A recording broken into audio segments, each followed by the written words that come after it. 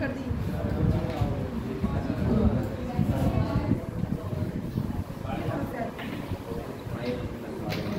देखो मैंने आपको बताया था लीवर का पीस दिया और इसको ट्राई क्लोरो एसिटिक एसिड में क्या किया,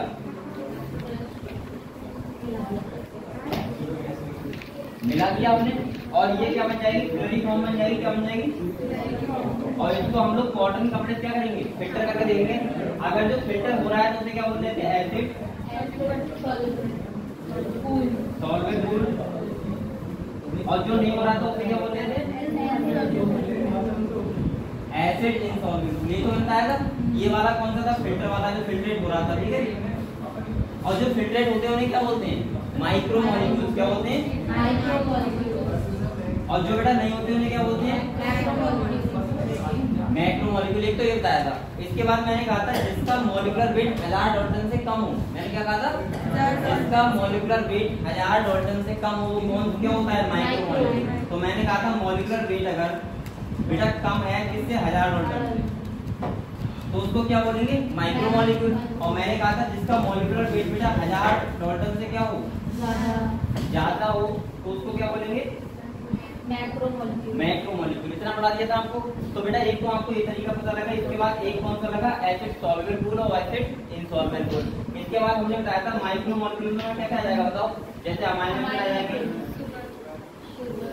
शुगर आ जाएगी, फैटी एसिड आ जाएगा, नाइट्रोजनस बेस, ये सब क्या होते हैं, माइक्रोमोलिक्यूल। और मैक्रोमोलिक्यूल में बताया था प्रोटीन आ जाएगा, इसके बाद हमारा लिपिड, न्यूक्लिक एसिड, ये सब चीजें आ जाएंगी। सही है बेटा। इसके बाद मैंने आपको लिपिड वाले पोर्शन पे इशारा करवाया था। मैंने कहा था कि अगर जो लिपिड होता है उसका जो मॉलिक्यूलर वेट होता है वो 1000 डाल्टन से क्या होता है, कम होता है। क्या होता है, कम। तो उसको कहाँ रखना चाहिए वैसे, माइक्रोमोलिक्यूल में। लेकिन रखा कहाँ पे, मैक्रोमोलिक्यूल में। क्यों, क्योंकि सेपरेशन मेथड के हिसाब से जो लिपिड होता है वो कैसा होता है, इनसॉल्युबल। सही है। तो वो क्षमता नहीं है, इसका हमने कहाँ रखा है, यहाँ पे रखा है। क्लियर हुआ इतना, इतना मैंने बताया था। इसके बाद बेटा मैंने आपको बताया था कि जो सेल के पास क्या क्या चीजें होती हैं, क्या क्या परसेंटेज में क्या क्या चीज की वो लिखवाया था। इसके बाद हम लोगों ने देखा था बेटा, ये देख लिया था ऑर्गेनिक कंपाउंड। अब हमको देखना है इनऑर्गेनिक। क्या देखना है, इनऑर्गेनिक एलिमेंट कैसे देखेंगे। तो मैंने कहा था लकड़ी का टुकड़ा लो, उसको क्या करो, धूप में सुखाओ, इसके बाद जला दो, और जो राख होगी, जो राख में जो एलिमेंट मिलेंगे वो कौन से होंगे, इनऑर्गेनिक एलिमेंट। क्लियर है आपको, कितना क्लियर है बेटा। इसके बाद हमने आपको कंपैरिजन बताया था लिविंग में और नॉन लिविंग में, कि क्या क्या कंपैरिजन होता है, किस कौन कौन चीज मैक्सिमम होती है, कौन कौन सी कम होती है। ठीक है, ये सब देखा था हमने। इसके बाद बेटा मैंने आपको प्रोटीन के बारे में पढ़ाया था। किसके बारे में पढ़ाया था, प्रोटीन। अगर हमने कहा था प्रोटीन के बारे में, मैंने कहा था पॉलीपेप्टाइड की चेन होती है। यहाँ पेप्टाइड बॉन्ड से जुड़े हुए अमीनो एसिड होते हैं। मैंने आपको 20 अमीनो एसिड के नाम लिखवाए थे। इसके बाद हमने आपको फिर बेटा एसिडिक, बेसिक, और इसके बाद एक तुम्हारा एक तो क्या हो गया, एसिडिक अमीनो एसिड हो गया, बेसिक हो गया, न्यूट्रल हो गया, और एसेंशियल अमीनो एसिड। इनके नाम लिखवाए थे हमने आपको, ये लिखवाए थे सारे। आपने याद किए, बताओ सब बच्चों ने याद किए, याद किए, सुनो है कितने बच्चे थे, चलो बताओ। न्यूट्रल अमीनो एसिड का नाम मैंने क्या लिखवाया था,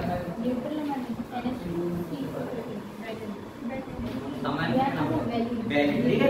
अच्छा, एसिडिक अमीनो एसिड का नाम क्या बताया था मैंने बेटा, एस्पार्टिक एसिड और ग्लूटामिक एसिड बताया था। चलो इसके बाद बेटा तुम्हें क्या बताएगा, एसेंशियल अमीनो एसिड के नाम बताओ। फिनाइल एलिनिन, इसके बाद मेथिओनिन, इसके बाद आइसोल्यूसिन, इसके बाद लाइसिन, इसके बाद ल्यूसीन, और इसके बाद ट्रिप्टोफैन। ये कौन से बताए थे हमने, एसेंशियल अमीनो एसिड के नाम बताए। ठीक है, तो हमने ये सब सारा पढ़ लिया था। इसके बाद मैंने ये बताया था कि प्रोटीन के क्या क्या फंक्शन होते हैं। जैसे हमने देखा एंटीबॉडी किसके लिए होती है, प्रोटीन के लिए होती है। हार्मोन किसके होते हैं, प्रोटीन के होते हैं। एंजाइम किसके होते हैं बेटा, हार्मोन दो टाइप के होते हैं, लिपिड हार्मोन भी होते हैं, प्रोटीन हार्मोन होते हैं। तो जैसे आपने इंसुलिन लिखा था वो कौन सा हार्मोन था, प्रोटीन हार्मोन। इसके बाद जो क्या हमें प्रोटीन की बात कर रहे हैं ना, लिपिड हार्मोन भी होते हैं। सही है, वो हम बाद में बात करेंगे, जब हम पढ़ाएंगे आपको एंडोक्राइन सिस्टम तब बात करेंगे। ठीक है, इसके बाद हमने आपको और भी सारे फंक्शन लिखवा दिए थे। अब आप लोग हेडिंग डालो स्ट्रक्चर ऑफ प्रोटीन। क्या लिखेंगे बेटा, क्या पढ़ेंगे, स्ट्रक्चर ऑफ प्रोटीन।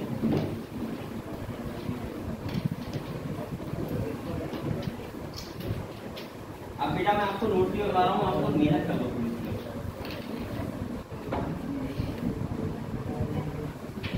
और मैं बार बार आपसे कह रहा हूँ बेटा मेहनत करने से मतलब नहीं है, आप तो क्वेश्चन लगाओ, अगर आपको क्वेश्चन हो रहे हैं सारे तो आप समझो कि मैं सही पढ़ा रहा हूँ, आप लोग सही से पढ़ रहे हो, ठीक है। अगर आपसे क्वेश्चन नहीं हो रहा है तो मुझसे बात करोगे कि कौन सा क्वेश्चन क्यों नहीं हो रहा है, ठीक है। तो आपके अगर सारे क्वेश्चन हो रहा है तो इसका मतलब ये है कि आप बिल्कुल सही पढ़ाई कर रहे हो और आप लोग ऐसे ही पढ़ते रहो। हर चैप्टर में आपको इतनी सारे क्वेश्चन लगाने, ठीक है। जैसे मैंने कहा था कोई बुक यूज कर लो, जैसे आपको अगर एमटीजी लगाने तो एमटीजी क्वेश्चन लगाओ सारे, कोई भी क्वेश्चन छूटना नहीं चाहिए, चाहे वो प्रीवियस ईयर का होना चाहिए, चाहे वो किताब का होना चाहिए, कैसे भी होना चाहिए, ठीक है। देखिए एनसीईआरटी से अगर बाहर का है तो आप छोड़ सकते हो आराम से, ठीक है। चलो अब हम लोग बेटा बात करेंगे आज स्ट्रक्चर ऑफ प्रोटीन। क्या करेंगे? तो आप लोग कॉपी बेटा सबको हैंड डालो स्ट्रक्चर ऑफ प्रोटीन।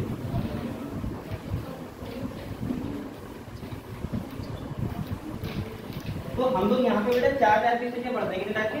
4 टाइप के। एक होता है प्राइमरी, सेकेंडरी, टर्सरी और क्वार्टरी, ठीक है। तो सबसे पहले हम आपको बताना है प्राइमरी स्ट्रक्चर। कौन सा? Primary structure. देखो प्राइमरी स्ट्रक्चर में क्या होता है, जैसे अगर मान लिया हिस्टाडीन है, ये क्या है बेटा हमारे फिर आप सबको आपको नाम बताया सबके। चलो हिस्टाडीन हो गया, फिर इसके बाद वैलिन में लगा दिया, इसके बाद आइसोल्यूसिन लगा दिया, इसके बाद मैंने क्या लगा दिया? ट्रिप्टोफैन लगा दिया। अब ये लगा दिया, अगर कोई चैन है सीधी तो बेटा वो कौन सा स्ट्रक्चर होता है? Primary structure. कौन सा होता है? इसके बाद ये जो लेफ्ट वाली साइड होता है वो होता है इंटरनल, और जो राइट वाला होता है वो कैसा होता है? See terminal. आप लोग बस ये टर्मिनल ध्यान रखना। इसका मतलब क्या होता है? एन क्यों है यहाँ पे NH3 लगा होता है और लास्ट में इधर क्या आता है? COOH, इसलिए यहाँ पे सी टर्मिनल होता है, ठीक है। तो राइट हैंड में आपको ध्यान रखना सी टर्मिनल होता है और इधर कैसे होता है? N terminal. वो स्ट्रक्चर बना के आपसे पूछ सकता है, ठीक है, और आपको क्वेश्चन गलत करवा देगा। तो बेटा आप लोग प्राइमरी स्ट्रक्चर हेडिंग डाल के, और मैं पॉइंट बोल रहा हूँ लिखो, लिखना linear chain of amino acid. देखो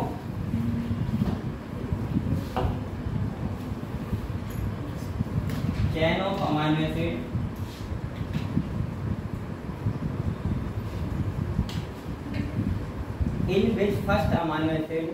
in which first amino acid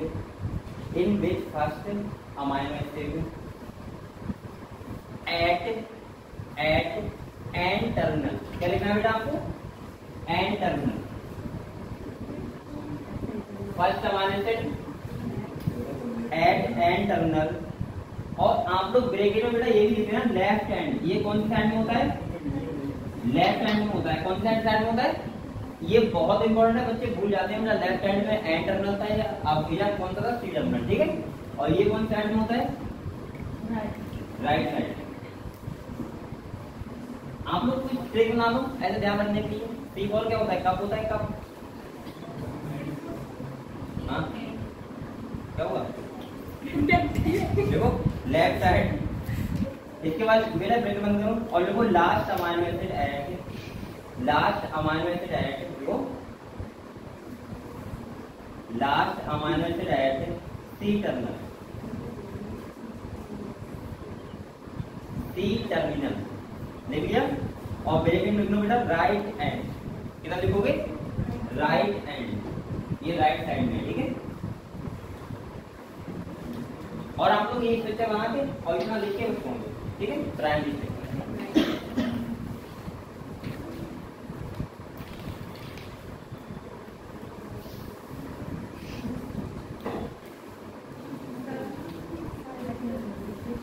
side में ये तो अपने आप मान सकते हैं बेटा। लिख लिया आप लोगों ने? चलो इसके बाद हैंड डालो सेकेंडरी स्ट्रक्चर। ये आपको इसमें कुछ भी लिख लो, ये ऐसा नहीं कि आपको ये लिखना है, कोई सामान से होता है।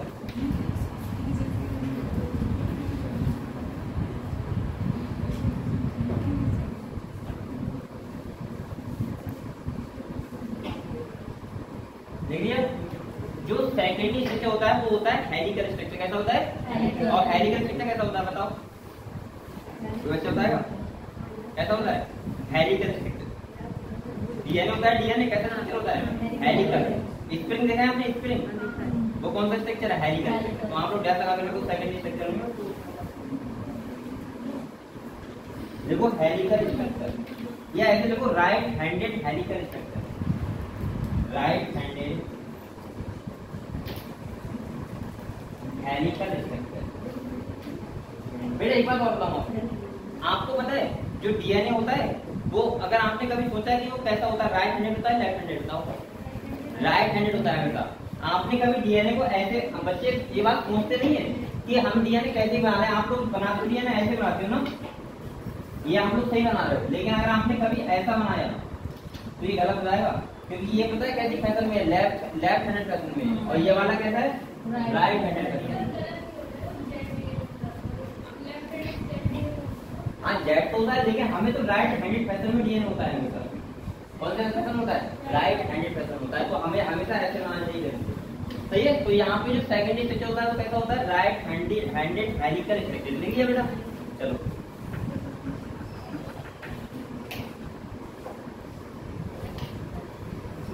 बेटा इसके बाद नंबर 3 लिखो, टर्सरी स्ट्रक्चर। टर्सरी स्ट्रक्चर ये आप लोग अगर बनाना चाहो तो थोड़ा सा हेलिकल फॉर्म बनाना चाहो तो ऐसे बना लो, बस ये हेलिकल फॉर्म होती है।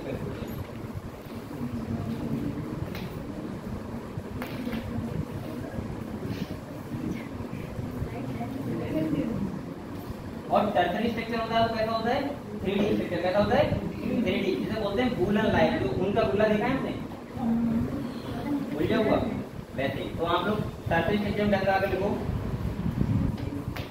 देखो woollen like, woollen WOLLEN, woollen like,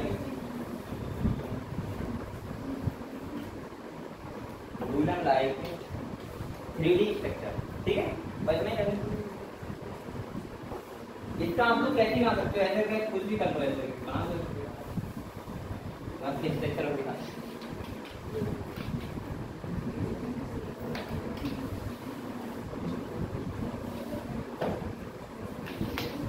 देख लिया। और नंबर 4 लिखो बेटा, क्वार्टनरी स्ट्रक्चर। क्या लिखो, क्वार्टनरी स्ट्रक्चर। ये कैसा होता है बताओ,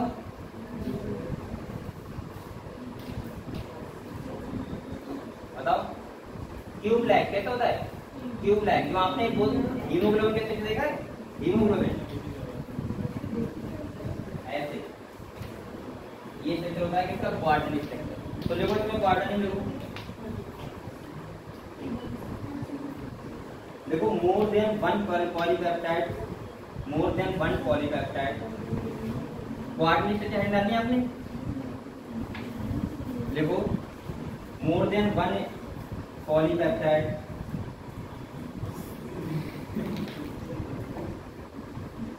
in which individual polypeptide folded. क्या लिखना है आपको, polypeptide folded, polypeptide folded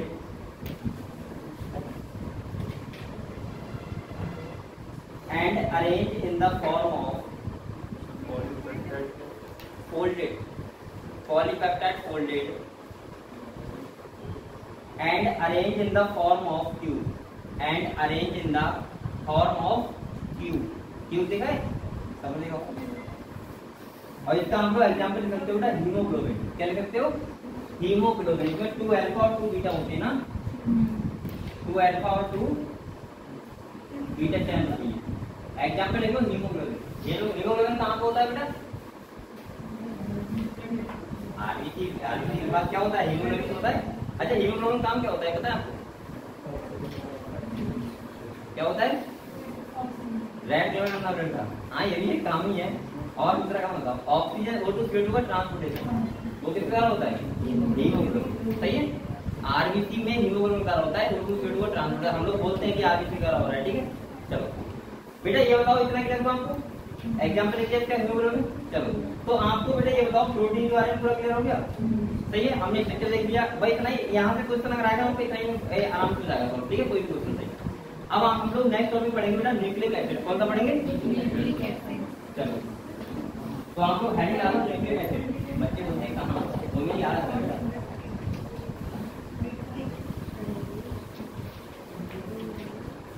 heading डालो बेटा, न्यूक्लिक एसिड।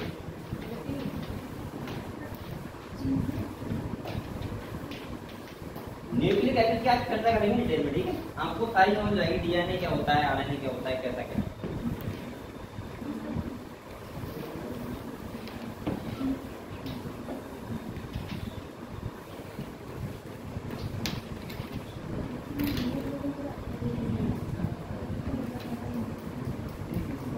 आप लोगों ने हेडिंग डाली है न्यूक्लिक एसिड, देखो अब हाँ अब न्यू हेडिंग डालो आप लोग न्यूक्लिक एसिड।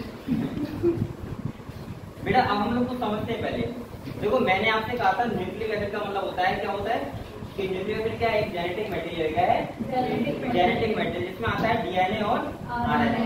देखो आपको पता है कि डीएनए होता है वो तो जेनेटिक मटेरियल सब में होता है, और ऑर्गेनिज्म यानी कि जितने भी लिविंग ऑर्गेनिज्म में क्या होता है जेनेटिक मटेरियल डीएनए, लेकिन कुछ वायरस होते हैं जिनमें क्या होता है जेनेटिक मटेरियल आरएनए भी होता है। इतना क्लियर है आपको? बेटा अब हमको यहाँ पे अगर जेनेटिक मटेरियल का काम क्या होता है तो वो होता है कि कैरेक्टर्स को जनरेशन एक जनरेशन से दूसरी जनरेशन में पहुंचाना, यानी कि transfer of character generation to next generation, यानी कि एक जनरेशन से अगर दूसरे जनरेशन में कैरेक्टर आते हैं तो किसके थ्रू आते हैं, जेनेटिक मटेरियल यानी किसके थ्रू, डीएनए के थ्रू। किसके थ्रू आते हैं, डीएनए के थ्रू। तो हम लोग उसी डीएनए के बारे में पढ़ेंगे कि डीएनए, वैसे तो मैं आपको बहुत डिटेल में वहां ही पढ़ाऊंगा जेनेटिक्स में जाके, लेकिन यहाँ पे भी हम समझते हैं जब ये टॉपिक है तो पढ़ते हैं इसके बारे में, ठीक है। मैं आपको सबसे पहले बता रहा हूँ कि न्यूक्लिक एसिड क्या होता है, जेनेटिक मटेरियल होता है। और बेटा इसमें तुम्हारा क्या आता है, डीएनए और आरएनए। तो हम लोग बेसिकली किसके बारे में पढ़ते हैं, डीएनए के बारे में। किसके बारे में पढ़ते हैं, डीएनए के बारे में। देखो डीएनए की फुल फॉर्म सबको पता होगा, डीऑक्सीराइबोन्यूक्लिक एसिड। आरएनए पता है आपको? चलो अब देखो अब मैं डीएनए के बारे में बता रहा हूँ आपको पहले तो मैं कुछ नॉलेज वैसे बता रहा हूँ आपको। देखो डीएनए जो होता है, मान लीजिए ये डीएनए है, क्या है ये बेटा डीएनए है, क्या है ये डीएनए है। अगर हम डीएनए की बात करें तो आपको पता है न्यूक्लियोटाइड होते हैं, क्या होते हैं, ये क्या लगे हुए हैं, न्यूक्लियोटाइड। अच्छा ये बताओ ये जो डीएनए के स्टैंड होते हैं ये के एक दूसरे से जुड़े हुए होते हैं? नहीं, ये बेटा पैरेलल होते हैं। कैसे होते हैं, पैरेलल। जैसे आपने जीना देखा है मुड़ा हुआ, अरे छत पे आपने जीना होता है मुड़ा हुआ, तो हम वो मान लें दोनों लोग पकड़ते हैं ऐसे हाथ से, तो वो क्या मान लें, स्टैंड मान लें, और इसको चलते हैं वो क्या मान लें, न्यूक्लियोटाइड। क्या मान लें, बिल्कुल वैसे होता है। तो बेटा एक बात बताओ, ये डीएनए है और इसमें ये क्या लगे हुए हैं, न्यूक्लियोटाइड। अगर आपसे पूछा जाए डीएनए की लेंथ किस पे डिपेंड करती है तो आप कहोगे नंबर ऑफ न्यूक्लियोटाइड पे। किस पे डिपेंड करती है, नंबर ऑफ न्यूक्लियोटाइड पे। आपको पता है बेटा जो डीएनए होता है वो कैसा होता है, डबल स्टैंडर्ड होता है। कैसा होता है, आपको पता है डबल स्टैंडर्ड डीएनए होता है। डीएनए पे दो स्टैंड होते हैं, एक इधर और एक इधर। तो हम लोग बोल सकते हैं कि जो डीएनए होता है वो एक पॉलीन्यूक्लियोटाइड चेन होती है। क्या होती है, पॉलीन्यूक्लियोटाइड चेन। पॉली का मतलब क्या होता है बेटा, एक से ज्यादा, एक से ज्यादा। तो अब हमारे मन में सबसे पहले एक क्वेश्चन आएगा कि सर एक न्यूक्लियोटाइड क्या होता है, फिर आएगा ना। एक बात सोचो बेटा, ये न्यूक्लियोटाइड लगे हुए हैं और मैं आपसे कह रहा हूँ कि न्यूक्लियोटाइड तो डीएनए की लेंथ को बढ़ाते हैं। तो सबसे पहले अगर पॉलीन्यूक्लियोटाइड के बारे में समझना है तो उससे पहले हमें क्या पता होना चाहिए कि न्यूक्लियोटाइड क्या होता है, एक न्यूक्लियोटाइड में क्या क्या होता है, ठीक है। तो अगर मैं एक न्यूक्लियोटाइड की बात करूँ बेटा तो इसके पास तीन चीजें होती है। कितनी चीजें होती है, तीन। एक तो होता है तुम्हारा पेंटोस शुगर। क्या होती है बेटा, अच्छा बच्चे बताओ, पेंटोस शुगर मोनोसैकेराइड शुगर है, डाइसैकेराइड या पॉलीसैकेराइड। ये पेंटोस शुगर होती है, ये मोनोसैकेराइड है, डाइसैकेराइड है, पॉलीसैकेराइड है। मोनोसैकेराइड बेटा। यहाँ पेंटोस शुगर होती है, इसे पेंटोस शुगर क्यों बोलते हैं, क्योंकि 5 कार्बन शुगर होती है। इस पेंटोस शुगर दो टाइप की होती है, डीएनए में होती है डीऑक्सीराइबोज और आरएनए में कौन सी होती है, ऑक्सीराइबोज। तो आप लोग लिख सकते हो यहाँ पे डीऑक्सीराइबोज और इधर किस क्या लिख सकते हो बेटा, राइट में लिख सकते हैं ऑक्सीराइबोज।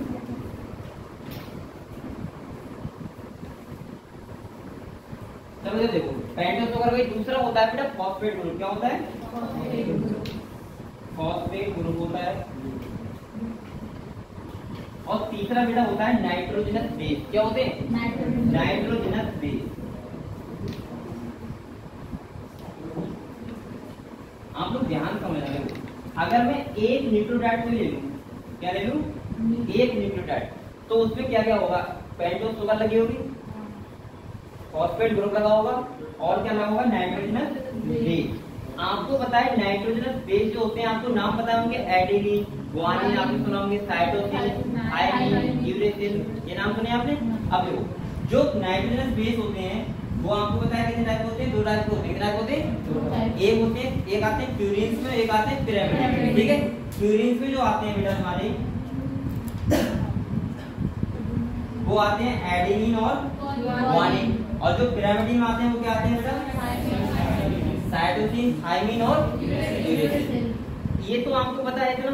अब देखो मैं आपको समझाना चाहूँ, देखो डीएनए कैसे बनाता है थोड़ा समझते हैं, फिर इसके बाद मैं फिर से आपको लिखने की चीजें दूंगा, अभी आप लोग समझ नहीं पा रहे थे। देखो अगर मैं बेटा यहाँ पे फॉस्फेट ग्रुप लगा दूं, क्या लगा दूं? फॉस्फेट, ध्यान समझे ना। और बेटा यहाँ पे क्या है, ये देखो ये फॉस्फेट ग्रुप है, और यहीं पे क्या लगा दूं मैं? Pentose sugar. क्या लगा दूं? ये 5 कार्बन शुगर है, तो ये 5 कार्बन, मैं बता रहा था 5 कार्बन था नहीं। चलो ठीक है। और इसके बाद बेटा यहाँ क्या लगा दूं? एडेनिन। क्या लगा दूं? ध्यान समझ ना। अब फिर से क्या लगा होगा बेटा? फॉस्फेट ग्रुप लगा होगा, और फिर से क्या होगा?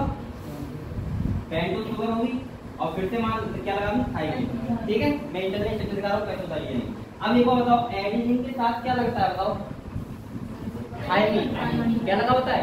थायमिन हमेशा, यानी कि ध्यान रखना एडेनिन के साथ हमेशा थायमिन जुड़ा होता है डबल हाइड्रोजन बॉन्ड द्वारा। कौन से बॉन्ड द्वारा? डबल हाइड्रोजन बॉन्ड द्वारा।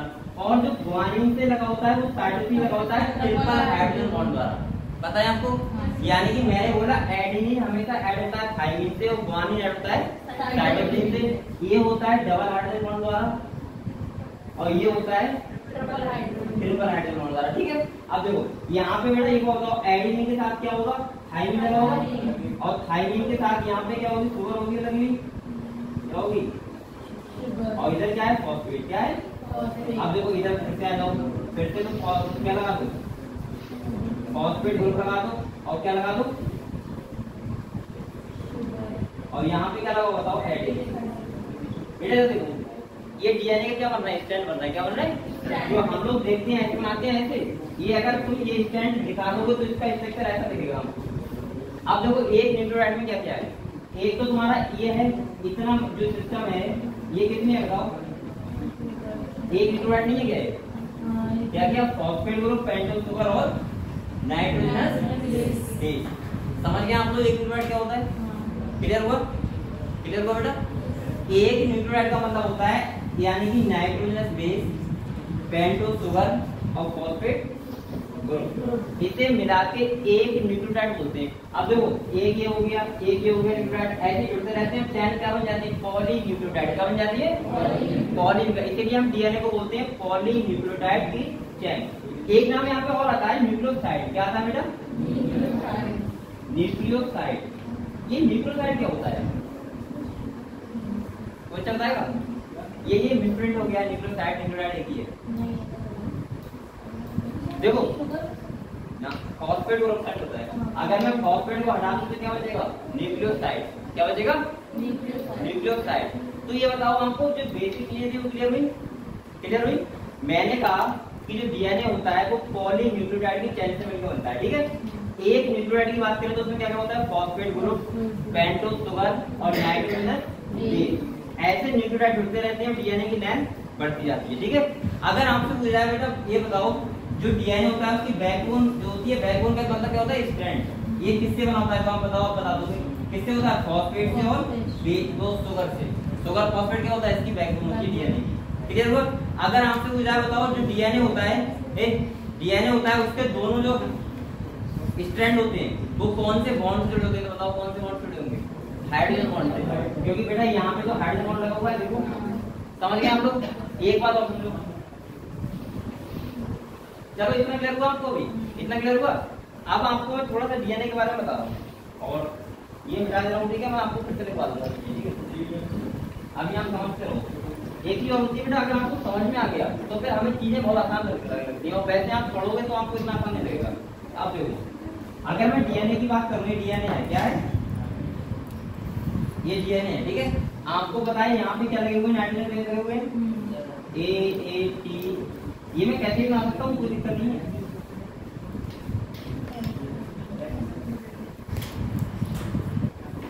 ये मैंने बर्ता का डीएनए बना दिया, बर्ता का डीएनए बना दिया। ठीक है।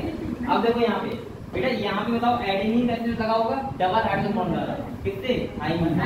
यहाँ पे एडेनिन किससे लगा होगा? थायमिन। थायमिन एडेनिन से, ग्वानिन साइटोसिन से, एडेनिन थायमिन से, एडेनिन थायमिन से, थायमिन एडेनिन से, ये सब लगे हुए हैं। बताओ ये तो आप समझ रहे हो? देखो ऐसे लगे हुए हैं, ठीक है। ये नाइट्रोजन बेस का सीक्वेंस है, ठीक है। अब देखो क्या होता है, अब मैं आपको थोड़ा सा वैसे बता रहा हूँ। देखो अगर एक इसका एंड 5 एंड है, क्या है 5, तो दूसरा हमेशा कौन सा होता है 3, और एक इसका अगर 3 प्राइम है, दूसरा कौन सा होगा 5। ये हमेशा एंटी पैरेलल होते हैं। कैसे होते हैं? अब देखो मैं डीएनए की कुछ आपको वो लिखवा रहा हूँ, कुछ बातें जो आपको सिंपली नॉलेज होना चाहिए। देखो डीएनए की अगर डायमीटर की बात करें तो पता है कितना होता है? नहीं, 21 एंगस्ट्रॉम। कितना होता है? उस किताब में 20 एंगस्ट्रॉम लिखा होता है, नहीं कंफ्यूजन।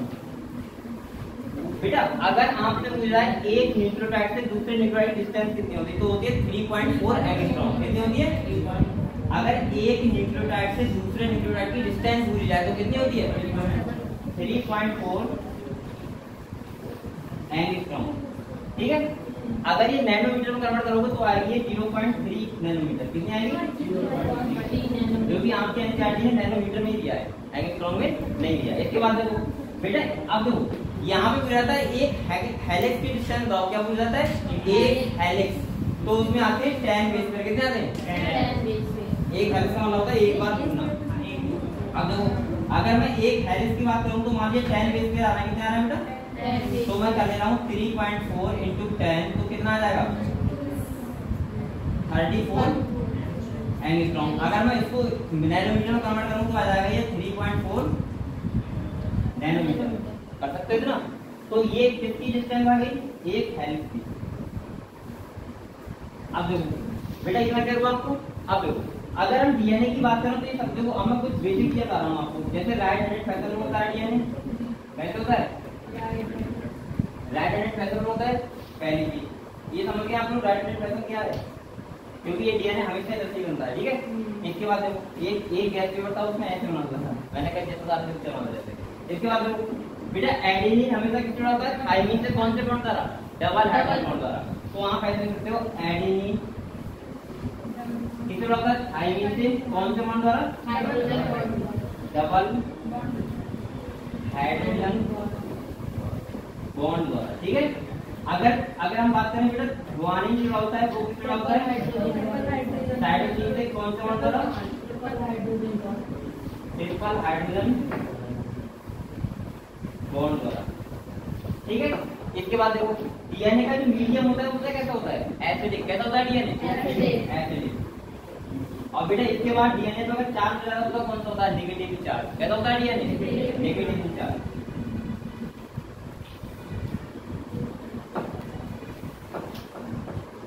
ये तो हमको बेसिक नॉलेज होना चाहिए डीएनए के बारे में। इसके स्टैंड जो होते हैं वो कैसे होते हैं? Anti parallel. कैसे होते हैं? कैसे होते हैं? एंटी पैरेलल का मतलब क्या हुआ? देखो ये तो पैरेलल है और एंटी का मतलब हुआ एक 5 प्राइम 3 to 3 है, दूसरा कैसा होगा 3 to 5, यानी कि एंटी पैरेलल का मतलब हुआ एक है 5 to 3, तो दूसरा कैसा होगा बेटा 3 to 5। इसलिए बोल रहे हैं कैसे स्टैंड होते हैं? Anti parallel. तो ये सब नॉलेज आपकी बेसिक नॉलेज थी जो आपको डीएनए के बारे में पता होना चाहिए। बेटा आप लोग पहले ऐसा करो, पहले आप लोग स्टार्टिंग का मैंने हेड लगवा दिया आपको न्यूक्लियर, सही है। तो आप लोग पहले तो ये इतना इधर का एरिया लिखो, फिर अगली बात करेंगे आज की बायोलॉजी, ठीक है।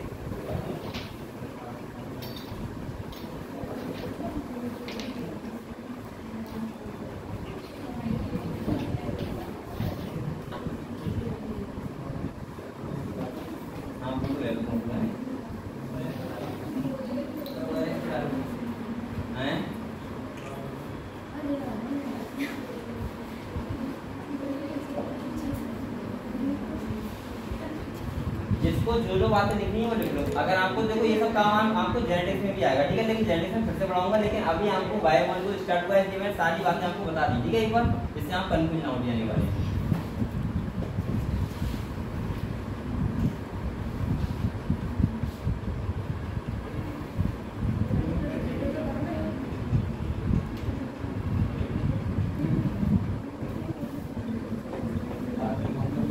बेटा फोटो लेने से अच्छा लिख लिया करो।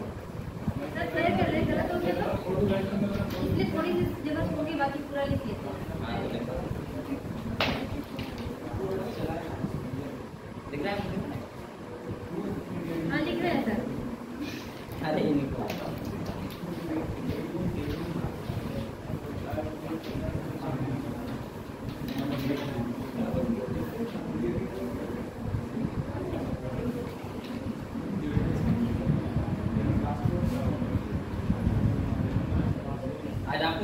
में पूरी नॉलेज हो जाएगी। हमें तक जितनी होनी चाहिए।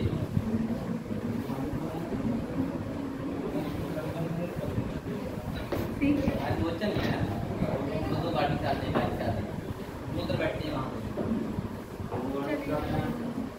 बामिक नाम है, क्या है बामिक नाम है, डॉक्टर और बामिक।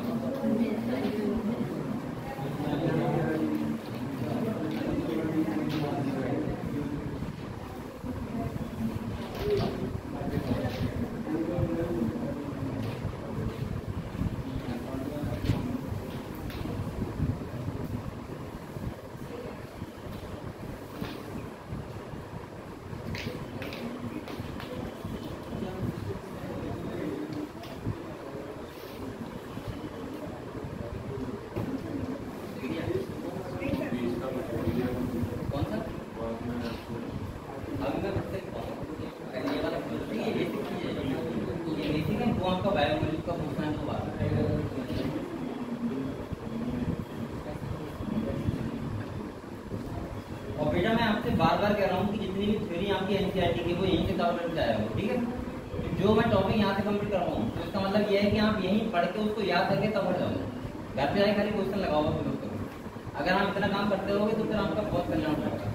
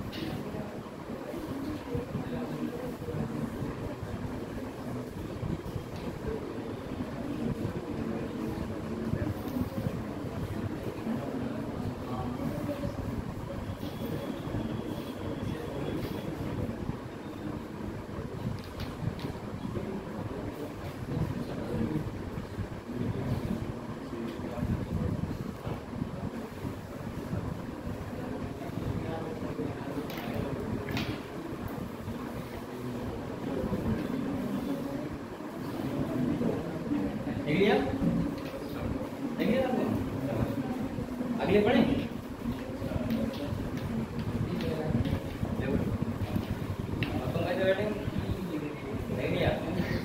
ऐसे बैठे टीवी देख रहे हो।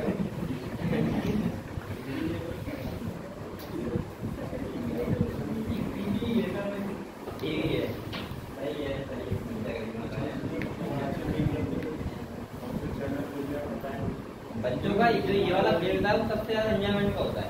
ऑफर को इसी फेज में ज्यादा एंजॉय भी करते हैं, लेकिन अभी आपको पता है ये वाला फेज आपको पढ़ाई में गुजारना चाहिए।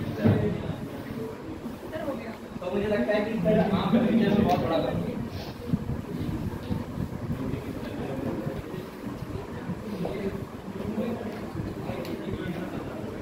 बेटा ये बताओ, ये आप समझ गए क्या लिखी है आप लोगों ने? चलो अब मैं आपको बायो मॉडल के हिसाब से लिखवाऊंगा, ठीक है। ये सब नहीं करना। अब आपको ऐसा करो, आप तो कॉपी निकालो आराम से, नीचे लिखो। देखो डीएनए एंड आरएनए, अब कुछ चीजें लिखवाऊंगा, ठीक है।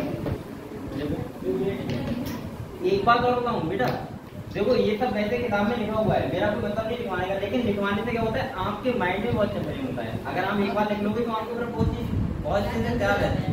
देखो DNA and RNA function as genetic material, function as genetic material.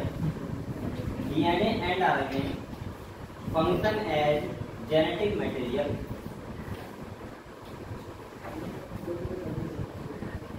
बेटा डीएनए और आरएनए का फंक्शन क्या होता है? जेनेटिक मटेरियल का। यानी कि जेनेटिक मटेरियल का फंक्शन क्या होता है भाई? जो डीएनए का फंक्शन होता है, और डीएनए क्या होता है भाई? कैरेक्टर को ट्रांसफर करना, जनरेशन टू नेक्स्ट। नेक्स्ट देखो बेटा, नेक्स्ट पॉइंट देखो, देखो these are polynucleotides, these are polynucleotides. अब आपको बहुत आसान लगेगा ये लिखते हुए, इसकी मैं पढ़ दूंगा। These are polynucleotides. पॉलीन्यूक्लियोटाइड का मतलब बहुत सारे न्यूक्लियोटाइड की चेन होती है, ठीक है। पॉलीन्यूक्लियोटाइड लिख लिया, कॉमन लगाओ। और देखो made up of polynucleotide chain, made up of polynucleotide chain, made up of polynucleotide chain.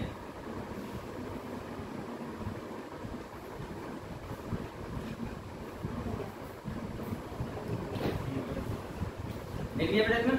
Next point लिखो, देखो आ न्यूक्लियोटाइड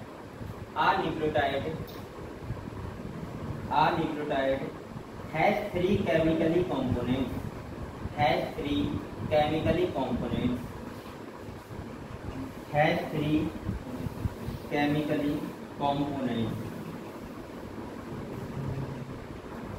लिख लिया बेटा। अब नंबर 1 आप लोग लिखना आराम से, ऐसे नंबर 1 लिखो शुगर। क्या लिखना है बेटा? शुगर, ठीक है, ऐसे लिखना है। अब डैश लगा के लिखना है, पहले लिखना है मोनोसैकेराइड। कैसे होती है? मोनोसैकेराइड का मतलब पता है क्या होता है? मोनो का मतलब होता है एक, और सैकेराइड मतलब शुगर, यानी कि सिंगल शुगर होगी। डाइसैकेराइड का मतलब होता है जिसमें दो शुगर हो, जैसे ग्लूकोज, लैक्टोज, जैसे क्या बोलते हैं लैक्टोज। लैक्टोज कैसे होती है? डाइसैकेराइड होती है, ठीक है, ऐसे। तो ये मोनोसैकेराइड होती है। कॉमा लगाओ बेटा, कॉमा लगा के लिखो पेंटोज शुगर, पेंटोज का मतलब होता है 5 कार्बन शुगर होती है, 5 कार्बन शुगर। और आपको ना पता हो तो ब्रैकेट में लिखो 5 कार्बन शुगर, सही है। देखो 5 कार्बन शुगर, अगर लिखना हो ब्रैकेट बंद करो और लिखो 2 टाइप। अब इसके लिए मोनोसैकेराइड कॉमा पेंटोज शुगर हो गया, और लिखो 2 टाइप। कितने टाइप की होती है? 2 टाइप, 2 टाइप। अब सबसे पहले लिखो ऐसे, आप देखो ये नंबर 1 डाला है, आप देखो फर्स्ट, और ये जो बोलते हैं राइबोज, क्या बोलते हैं? राइबोज। और ये कितनी होती है? फाउंड इन आरएनए, इधर लिखोगे। और इसके बाद नंबर 2 लिखो डीऑक्सीराइबोज। क्या लिखना है बेटा? और ये कितनी होती है? फाउंड इन डीएनए, ऐसे लिखना है, ठीक है। देख लो, राइबोज लिखो found in RNA and deoxyribose लिखो फाउंड इन डीएनए।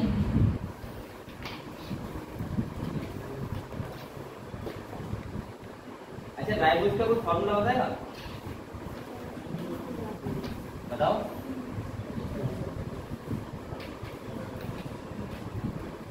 बताओ बेटा, बताओ।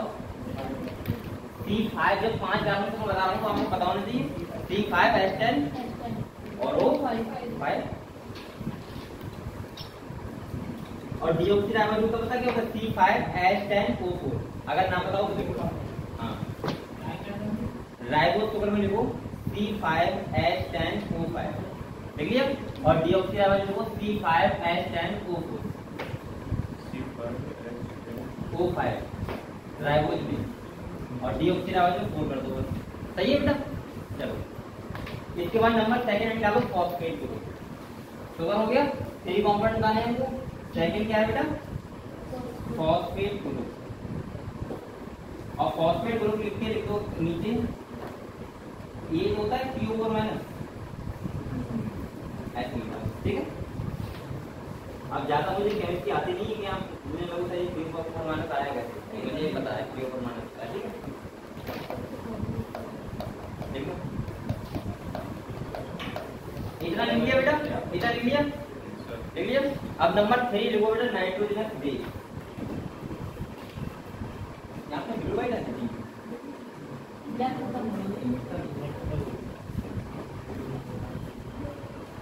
नंबर 3 लिखो बेटा, क्या लिखना है? Nitrogenous bases, nitrogenous bases.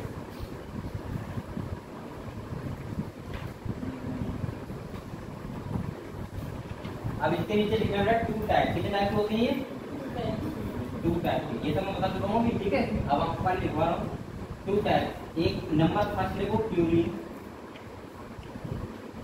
और नंबर, आप प्यूरिन के लिए डैश लगाओ, और यहाँ लिखना बेटा ऐसे कि प्यूरिन के लिए डैश लगा के एडिनिन। एडिनिन को किससे करते हैं? A से, ठीक है।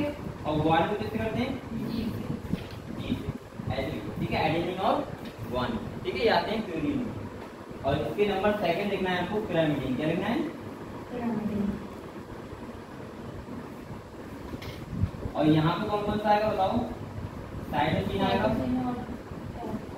थायमिन आएगा, और क्या आएगा? Uric acid. इसको लिखते हैं सी से, इसको लिखते हैं टी से और इसको लिखते हैं यू से। देखो ऐसे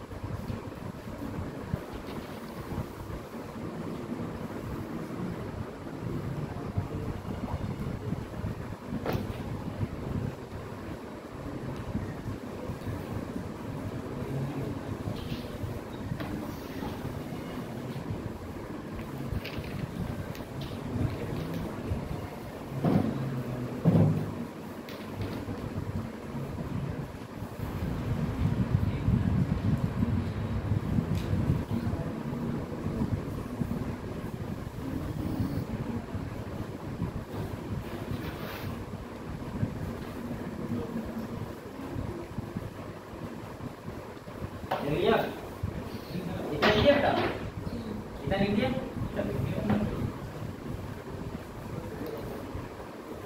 अब आप लोग इसके नीचे कुछ चीजें लिखेंगे, मैं आपको बताऊंगा।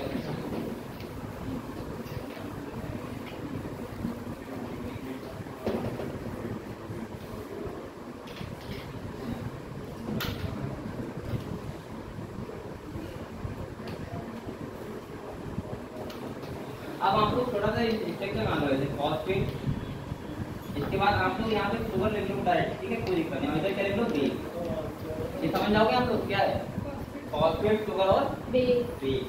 इसके बाद फिर से क्या होगा फॉस्फेट, शुगर और क्या होगा बेटा बेस। इसके बाद फॉस्फेट, शुगर और क्या होगा बेस। अब एक बार इससे बेस लगा होगा और यहाँ पे क्या होगा देखो फॉस्फेट, शुगर, बेस, ठीक है। ये आप लोग समझ रहे हैं, बताओ क्या नहीं आया? नहीं आया कैसे? तुम्हें नहीं आया बेटा? मैंने आपसे कहा था बेटा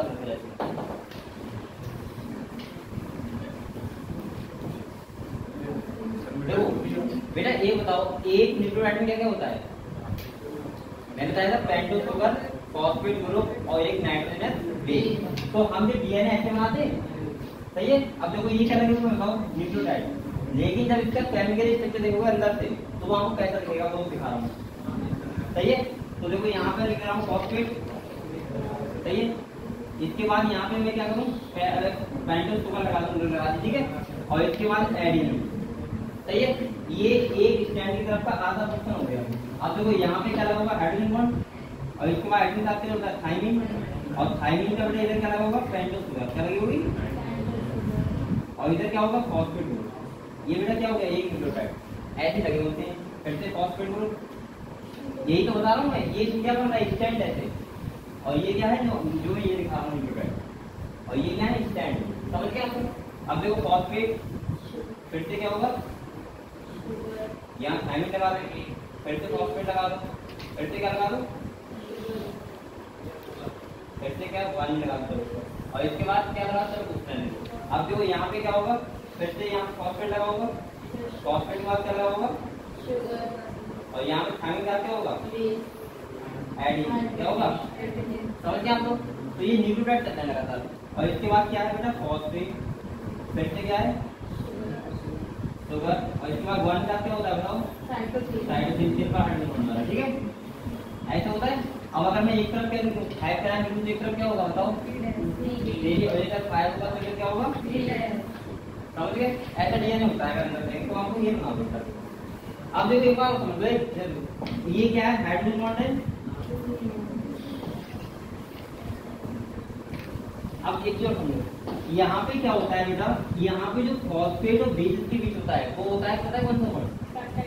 नहीं पेप्टाइड, फॉस्फोईस्टर बॉन्ड। कौन सा होता है? फॉस्फोईस्टर बॉन्ड।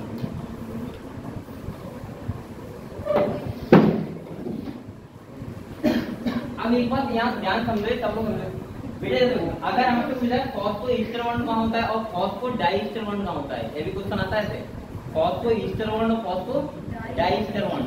तो डाइस्टर में क्या होता है दो न्यूक्लियोटाइड के बीच में कहाँ होता है दो न्यूक्लियोटाइड। ये देखो एक न्यूक्लियोटाइड ये हो गया, ये हो गया, और ये क्या हो गया इधर हो गया ये वाला, तो दोनों इंटरेक्ट के बीच में कौन सा होगा? Phosphodiester bond. ठीक है, तो यहाँ पे लिखूं मैं, यहाँ पे फॉस्फोडाइस्टर।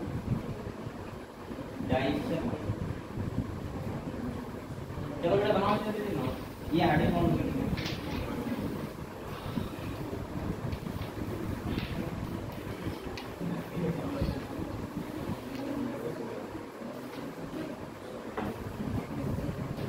अच्छा, यहाँ पे ग्लाइकोसिलिक बॉन्ड होता है, वो पता है कहाँ होता है? वो होता है यहाँ पे।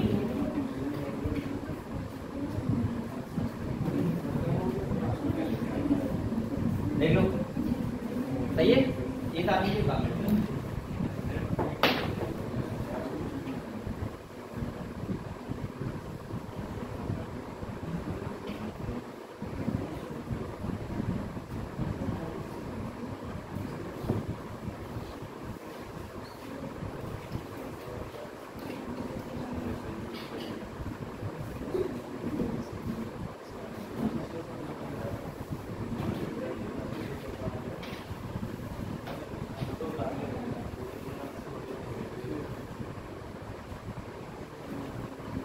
नाम बैठे उनका नाम क्या है तुम्हारा बेटा? तुम्हारा नाम उसका? हाँ, मुरलीधर। घर पढ़ाई करते हो कितनी देर? आधा घंटा? तेज बोलो, क्या 1.5 घंटे? खाली कर दी और फ्रेश कर दी वो अपने आप जाते हैं। नींद आ जाती है? आप नींद क्यों आती है? नींद के लिए सबसे अच्छा उपाय पानी लेंगे बेटा को पढ़ने के लिए, बोतल भर के पी जाओगे तो इरिटेशन करने नहीं जाओगे, तो जाओगे नींद हट जाएगी अपने आप। चाय पियोगे तो नींद और अच्छी आएगी। पानी लेके बैठो तो अच्छा, सबसे अच्छा। लेकिन एक बात और है बेटा, मैं बताऊँ आपको, चलो पहले लिख लो, सुनना आपको।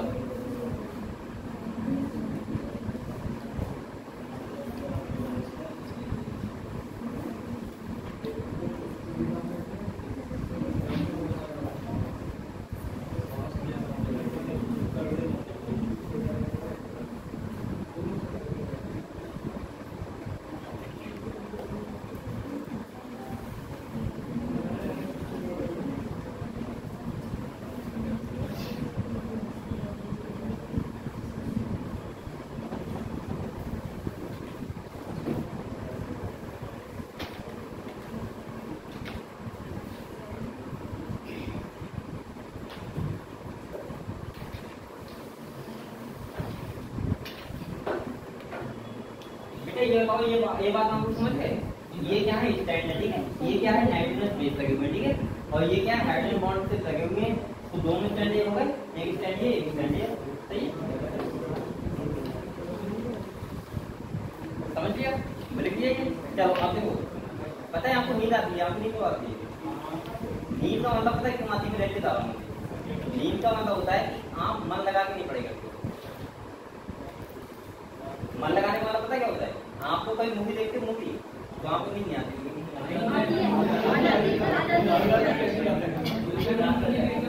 अच्छा, कभी आपका ऐसा हुआ है कि आप पढ़ने बैठे और 2 बजे आप पढ़ने लगाओ?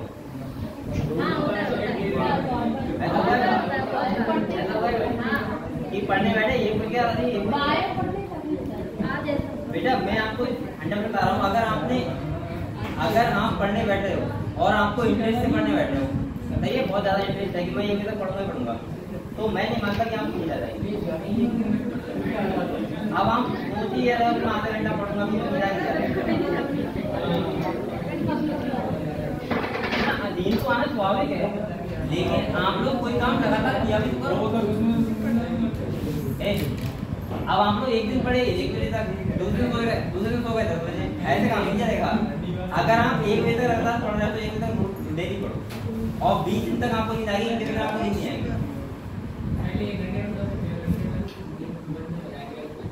ऐसे तब नीचे पेपर आ जाएगा। अभी से कर लो, एकदम 4 घंटे आज ही कर देना, आज ही कर दो, देखा जाएगा। एक अलार्म लगा लो, अलार्म लगा लो, और मोबाइल में बेटा एयरप्लेन मोड लगा दिया। समझ लो। और जब को लगाओगे फिर मोड और आप बैठ जाओ 4 घंटे के लिए। बेटा आप कभी उठोगे 4 घंटे हो जाएंगे, अलार्म लगा के बैठना, सही है। लेकिन पर डे तो आप पढ़ सकते हो आराम से। आपका अगर मन ही नहीं है पढ़ने का, मोबाइल में मैसेज आ रहे हैं व्हाट्सएप पे, टेलीग्राम पे, इंस्टा पे, आप लोग पढ़ने के लिए बैठे बैठे हो, तो ऐसे काम नहीं चलेगा, पढ़ाई नहीं होगी। चलो बेटा ये लिख लिया आप लोगों ने, ये लिख लिया। चलो इसके नीचे मेरा पॉइंट लिखना।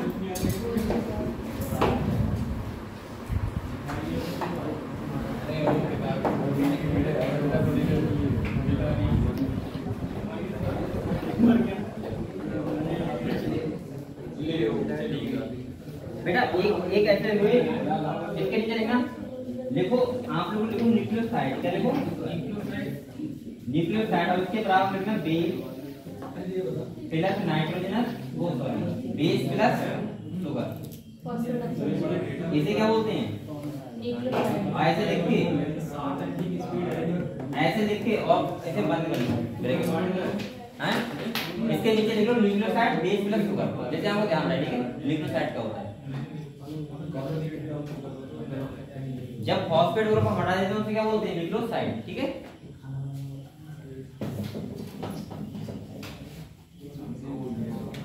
और इसके अगर आप लोग एग्जांपल देखोगे तो ऐसे होते हैं। देखो अगर मैं एडेनिन ये बोलूं तो क्या पता है क्या बोलूंगा? ऐसे एडेनोसिन। क्या बोलूंगा? एडेनिन नहीं बोलूंगा, एडेनोसिन। तो एग्जांपल लिखो, क्या लिख लो? एडेनोसिन लिखो। न्यूक्लियोसाइड का लिख लो एडिनोसिन कॉमा ग्वानोसिन, ऐसे होते हैं, ठीक है। Adenosine comma guanosine.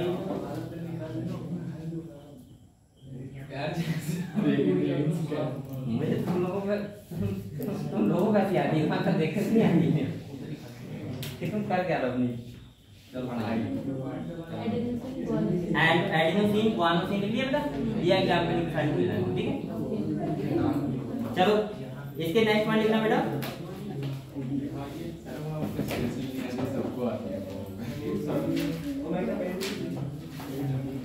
देखो two nucleotides are attached with the help of, लिखो टू न्यूक्लियोटाइड, दो न्यूक्लियोटाइड, लिखो टू न्यूक्लियोटाइड, ए बात करो, two nucleotides are attached with the help of, two nucleotides are attached with the help of phosphodiester bond। किसके द्वारा bond जुड़े होते हैं बेटा? phosphodiester bond। एक बहुत ही सीरियस हुआ है। with the help of phosphodiester bond। वैसे आपने लिख लिया यहाँ पे, ये वाला लिख लिया आपने, सही। तो दो न्यूक्लियोटाइड किससे जुड़े होते हैं? phosphodiester bond से। तो आपको डीएनए के बारे में लग रहा है तो काफी नॉलेज होगी, सारी होगी सीखने के लिए। और लिखो डीएनए कैसा होता है? Double stranded. लिखोगे ये बात? चल नेक्स्ट लिखो two strand of DNA, two strand of DNA, two strand of DNA are anti parallel. कैसे होते हैं? अच्छा डायग्राम में दिखवा दिया है, चल लिखो।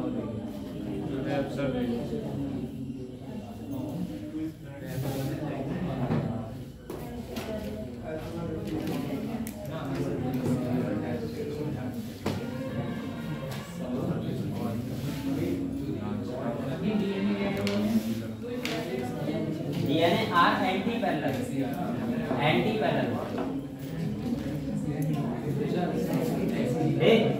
बेटा नेक्स्ट पॉइंट लेगा, देखो बोथ स्ट्रैंड आर, देखो both strand are attached by hydrogen bond. Both strand are attached by hydrogen bond. Both strand are attached by hydrogen bond. Hydrogen bond, सही है, हाइड्रोजन बॉन्ड।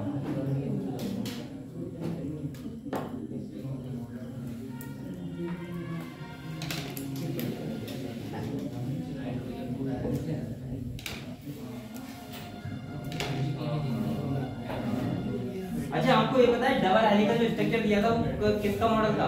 वाटसन एंड क्रे। देखोगे ये बात? तो बेटा एक क्यों होती? चार का फूल आपको पता है? चार का फूल, हाँ बताओ बताओ। हाँ मैं बताओ, चार का फूल क्या होता है?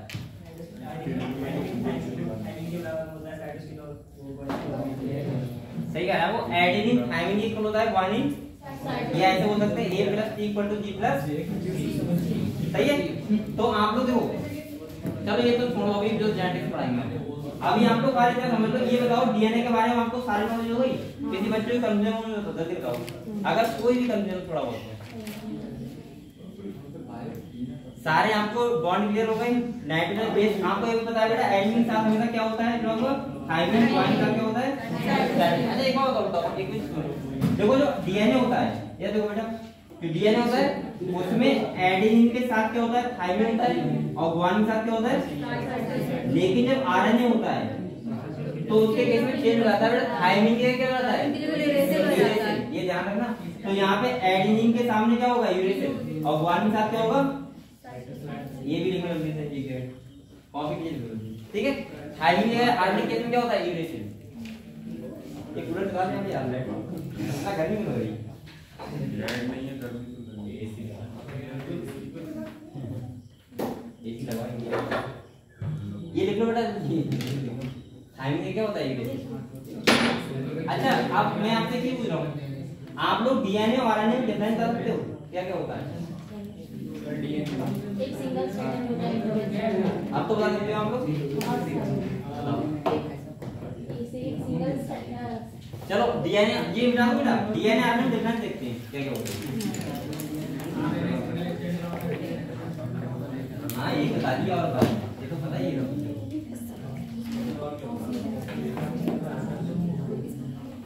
अच्छा ये बताओ बेटा, डीएनए आरएनए में डिफरेंस अगर आपको तो भूल रहा है तो क्या क्या क्या बताओगे? जो बच्चे बताना चाहे वो दो डिफरेंस बताओ। पहला तुमने क्या बताया बेटा, डीएनए होता है डबल स्टैंडर्ड, और आरएनए कैसा होता है, सिंगल स्टैंडर्ड। चलो सही है, ये हो गया सिंगल स्टैंडर्ड। और बताओ, और दूसरा डिफरेंस बताओ। सही है। इसमें कौन सी होती है बेटा, डीऑक्सीराइबोज, और इसमें कौन सी होती है, राइबोज। और बताओ। और आरएनए उनके बीच में ट्रांसफर का काम, मैसेंजर काम करता है। ठीक है, ये भी अच्छी बात है। ये कैसे काम करता है, डीएनए जेनेटिक मटेरियल का वो भी करता है, लेकिन वैसे आरएनए हमेशा मैसेंजर काम करता है। कैसा करता है, मैसेंजर। तो यहाँ लिखते हैं आपको मैसेंजर, यानी खबर को पहुंचाने का काम करता है। और ये कैसे करता है बेटा, ये जेनेटिक मटेरियल का मानना है नहीं मानना। और बताओ बेटा कोई डिफरेंस। हाँ ये भी सही कर रहा है। यहाँ पे क्या आता है बताओ, एडेनिन ग्वानिन साइटोसिन थाइमिन। यहाँ पे क्या आता है, एडेनिन ग्वानिन साइटोसिन यूरेसिल। अब बताओ इसके बाद, ये तो सुनने में बताना लगा बच्चे को बताओगे। अब बताओ बेटा, जी ना बताओ, पूछो था उससे। बताओ तो, बताओ बताओ बताओ।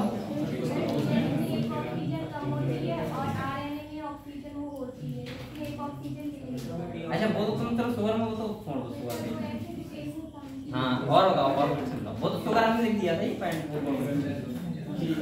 और बेटा सोचो सोचो जल्दी सोचो। अरे डीएनए आने तक बताओ। अब आप लोगों को थोड़ा सोचना पड़ेगा, तब आपको डिफरेंस क्लियर होगा।